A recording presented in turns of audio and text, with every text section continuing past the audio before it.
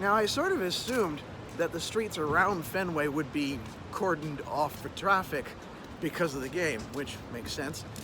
But I was seeing some people lined up around here and couldn't figure out what the story was.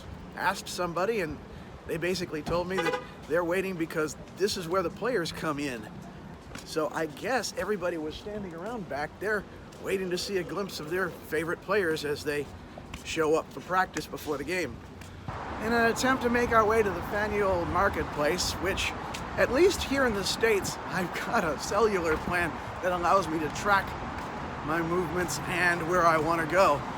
So I know I'm on the right track, but it is a little daunting when you see a sidewalk closed sign, but at least they've cordoned off an area here that allows us to keep walking. I had to point out the fact that they have this little rope here capturing the algae in the Charles River as it floats down. Not sure what they'll do with that, but at least it doesn't flow into the harbor, I guess. Well, at least this trip catches us by a few ancient landmarks, as it were. Ancient for Boston, anyway. I'm not actually familiar with St. Clement's Shrine or Our Lady of Grace Seminary, but we've actually managed to come across that anyway. It would seem that Boylton Road will take us most of the way to where we want to go, and since this is where our hotel's located on the way back there, this will be an easy trip back home once we get where we're going.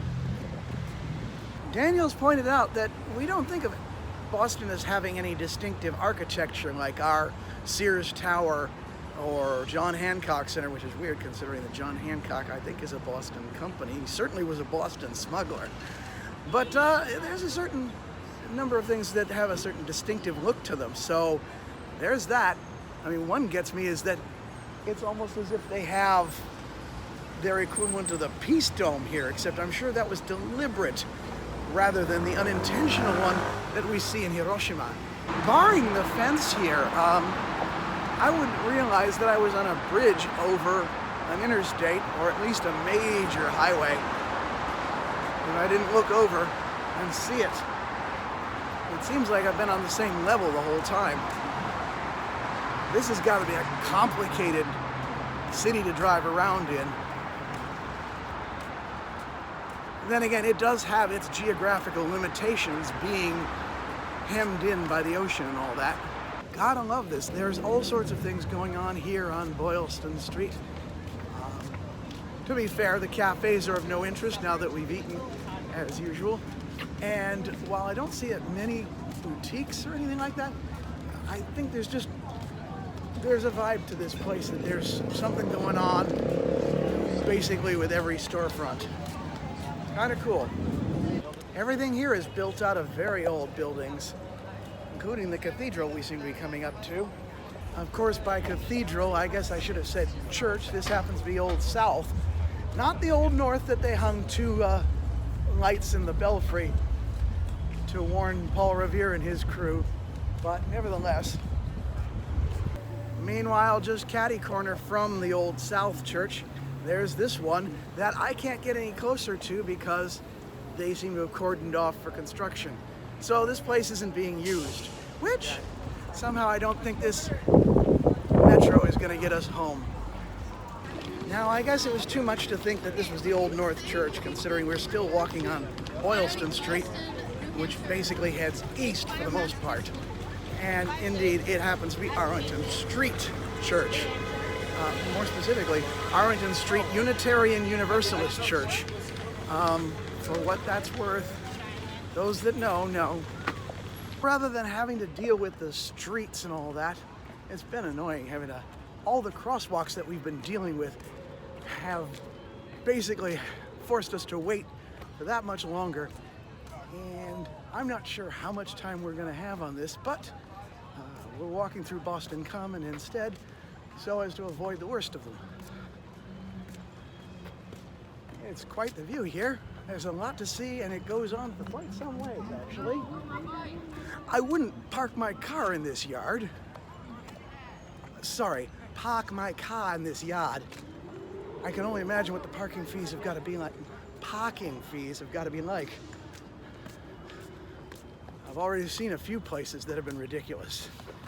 Well, I know Daniel doesn't care that much for the artwork that we see around here, but I guess this was too funny to pass up. We've heard a lot about this particular one and what it's supposed to be, but you can look over my shoulder and tell me what you think it is, and yeah. Well, here at the northeast corner of the Boston Common, we find another church. This one, the Park Street Church, not Old North, unfortunately, but it is notable insofar as it is the first place where a Sunday school was ever held. There was a teacher who basically decided that kids these days needed an education in more spiritual things on the end of the week while they're doing their lessons during the week at school. I hadn't realized as I'm going past this, it turns out the fellow who basically started the first Sunday school was a fellow by the name of William Lloyd Garrison, who is basically the original abolitionist here in the States. He published a lot and was a real firebrand during the early part of the 19th century. We're in the middle of City Hall Plaza right now. City Hall is right behind me, and there's a lot of open spaces around here. Behind this building, Daniel claims to see yet another church, which he thinks might be Old North, but I'm not entirely sure, as I have yet to see it. And not that I'd recognize it if I did. Telling me it's still back here somewhere, but as it so happens, I think we've actually found Faneuil Market. So we just need to go down these stairs in order to get where we were originally intending to go. Down here on Congress Street, there's no end to the pubs and cantinas on this one side. I think we're coming close to the market that we're looking for. Should be interesting. Somehow I kind of vibe with this sculpture. The guy keeps looking over here to try and figure out what's going on, but I need to get somewhere. So well, I think we're basically here. It is a bit chaotic, a bit of a mess, both between one building and another, and the construction. And yes, there is some like that. It is just, that's the way things are. So now we've got to do some souvenir hunting. Okay, this place is orders of magnitude more crowded and chaotic than most of the places we've been to. This is really something. It's actually kind of funny to see some names that we're familiar with. Meanwhile, the ones that are more local, offering more local fare, said fare is not something I should be carrying around within nose shot of Daniel. Between oysters and lobsters and fish, oh my. Although I guess I can't say I haven't found Megumi. Okay, I get this now. The Faneuil Hall Marketplace is composed of 3 different places. South Market, the Quincy Market in the center, and North Market. We were just walking through the Quincy Market, which has all the food, and I think the souvenir place we want is in South Market. Weird. My Google Maps kept insisting it was on South Market, and Daniel found it on his saying North Market, and sure enough, Daniel's is right. Well, we found the place, but it turned out to be disappointing for a very different reason. It is mostly sports paraphernalia, so that's not quite what we're looking for, because we don't know anything from Boston sports, to be honest. That was some hunting expedition, but at least it's over with, and we can make our way back and see whatever sights we can.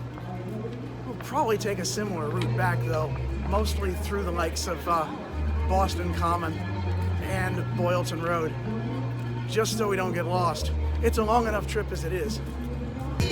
Regardless, as we leave the market, we get to see a statue for Samuel Adams. Oddly enough, not his brother John, the second president, but the firebrand patriot and brewer. Somehow that seems appropriate for this town. Well, we managed to find something else by pure circumstance, the old State House, which, according to these signs around it, say this is where independence was born. Well, it is Boston, where it all kind of got started.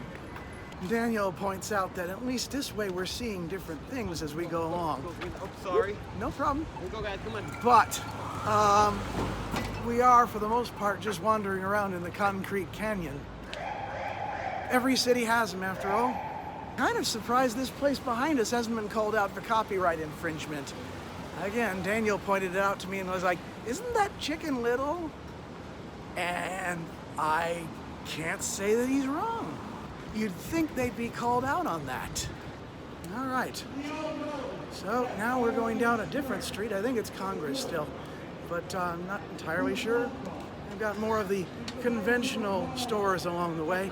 Interestingly enough, there is a street preacher and a series of steps that are doubling as a small amphitheater. It's like for all the churches that they have here, not the preaching's being done out in the open instead. Like the churches can't be used for their intended purposes, so they got to do outdoors. I don't know what that says about this place. There certainly is a lot going on in this place, a lot to see. No time to turn into everything, but still, it is, there is a lot to cast your eyes upon. Makes me wonder, it's so rare that I ever bother going downtown in Chicago. For all the places that I've visited, I really ought to get back and pay more attention to it now and again. I honestly don't know how my phone counts steps.